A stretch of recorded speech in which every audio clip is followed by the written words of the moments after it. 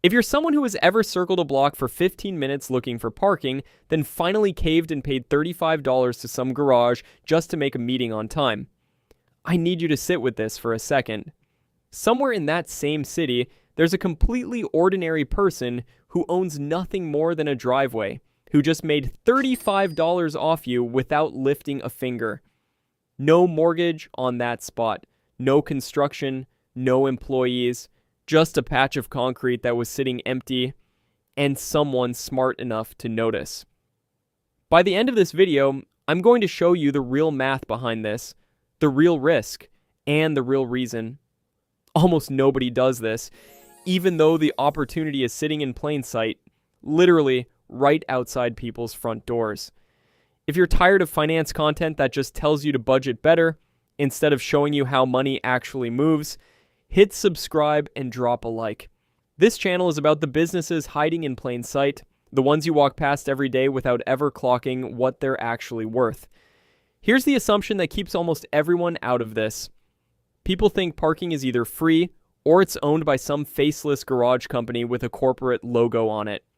Nobody thinks regular person when they think parking business. But look at what a parking spot actually is, economically. It's real estate that generates zero income for 95% of its existence. A homeowner's driveway sits empty most of the day while they're at work. A church parking lot is dead space 6 days a week. An empty lot next to an office building does nothing after 6 p.m. That's not no opportunity. That's inventory nobody's selling. The entire parking arbitrage model is built on one simple move. Find that dead inventory, get permission to list it, and sell access to people who are desperate enough to pay for convenience. You don't need to own a single square foot of concrete to run this. Let's stop being vague, because you can make good money isn't a business plan. It's a horoscope. Let's actually run the numbers like a real operator would. Picture a single spot near a stadium or arena. Say you find a homeowner 2 blocks from a stadium that hosts events 40 to 50 times a year. Football, concerts, whatever fills the seats. You offer them a flat $150 a month for exclusive rights to list their driveway on event days, which is money they're getting for doing literally nothing. You then list that spot on an app like Spot Hero or Neighbor at $25 to $35 per event, because that's still dramatically cheaper than the $45 to $60 garage rates right next to the venue. Demand is easy. If that stadium runs 45 events a year and you fill the spot for even 30 of them at a conservative $28 average, that's $840 in revenue for the year from event parking alone. Subtract your $150 monthly payment to the homeowner, $1,800 a year, and on its own, one event-only spot barely breaks even. I'm not going to lie to you about that. A single stadium-only spot is a bad standalone business. This is where most people would quit. It's also exactly where the real insight is. The move isn't to rely on event days. It's to stack event day premium pricing on top of daily commuter parking, which is the actual bread and butter of this business. That same driveway, listed for daily commuter parking at $8 to $12 a day, filled just 18 out of 22 weekdays a month, brings in another $170 to $200 monthly on top of event spikes. Now you're looking at roughly $200 to $250 a month in steady income from one spot plus event day bonuses against your $150 cost. That's $50 to $100 in monthly profit per spot before you've even optimized anything. Still sounds small. It should, because just like the vending machine guy, the business isn't the spot, it's the portfolio. So let's scale it. Say you do the legwork properly and identify 5 spots across 2 or 3 hot zones in your city, near a stadium, near a hospital, which is a huge underrated source of demand since visitors and staff both hate the garage prices, and near a downtown office cluster where daily commuters are desperate for anything cheaper than $20 a day. Per spot, once you're running steady daily bookings instead of just event spikes, a well-located driveway can realistically pull $300 to $500 a month in revenue against a $120 to $180 flat payment to the homeowner. That's $150 to $320 profit per spot per month. Multiply that across 5 spots and you're sitting somewhere between $750 and $1,600 a month in profit, and that's still a conservative, unoptimized number. Operators who actively manage pricing, raising rates during high-demand windows, cross-listing on multiple apps simultaneously, bundling monthly commuter subscriptions instead of relying purely on daily bookings, regularly push a 5 to 8 spot portfolio past $2,500 to $3,000 a month in profit, and your entry cost for the whole thing? A few $100s in signage, an app account, and the time it takes to knock on doors. Compare that to the thousands of dollars in furniture and setup that something like short-term rental arbitrage requires, and you start to see why this is genuinely one of the lowest barrier dollar businesses out there. Let me walk you through how this typically unfolds for someone starting from zero, using a composite example based on how these operators actually describe scaling this.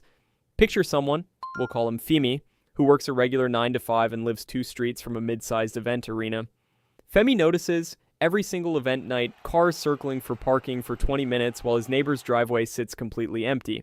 He knocks on that neighbor's door, offers $150 a month for exclusive rights on event nights plus weekday daytime hours, and the neighbor, who is making $0 off that space, says yes without hesitation. Femi lists it. First month he clears maybe $80 in profit. Not exciting. But he notices something. The daytime commuter bookings are actually more consistent than the event night ones because office workers need parking every single weekday, not just 45 nights a year. So, month 2, he goes and finds 2 more driveways in that same commuter-heavy stretch, applying what he learned, negotiate lower on quieter spots, price commuter parking slightly under the nearest garage, and always list on more than one app so he's not dependent on a single platform's traffic. By month 4, Femi's running 5 spots. He's not doing anything more complicated than checking prices weekly and answering messages from renters. He's clearing just over $1,400 a month in profit on top of his regular job from an asset he owns 0% of. That's not a hypothetical fantasy. That's the realistic shape of how these portfolios actually grow based on how existing operators in this space describe their own scaling path. Here's what actually frustrates me about this one specifically. The barrier isn't money. It's embarrassment. Most people will not knock on a stranger's door and ask to rent their driveway, even though the downside is just a no. There's a bias here called the spotlight effect. We massively overestimate how much other people are judging our requests, when in reality most homeowners hear, "Would you like free money for doing nothing?" and just say yes because they're not thinking about you at all afterward. You're the only one who remembers the ask. There's also status quo bias at play. Driveways have always just been the place the car goes, so reframing it as inventory feels almost silly at first, even though the logic is identical to renting out a spare room. The idea sounds small precisely because it's been invisible in plain sight your whole life. Now you might be thinking, isn't this basically illegal or against some city ordinance? Some cities do regulate this, and you're right to ask. This is where real research matters, not guessing.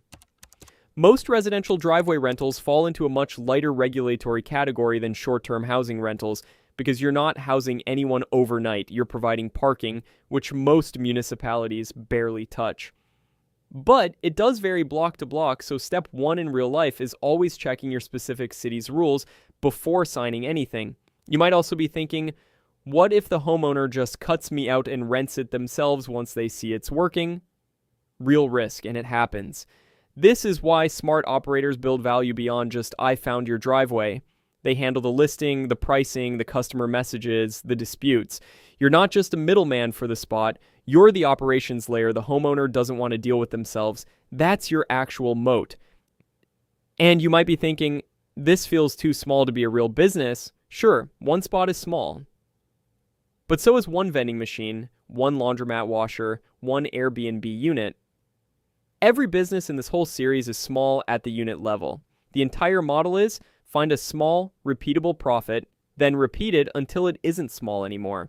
Think about it like subletting a storage unit you don't own, except the storage unit is a piece of concrete, and instead of storing boxes, you're storing someone's car for a few hours.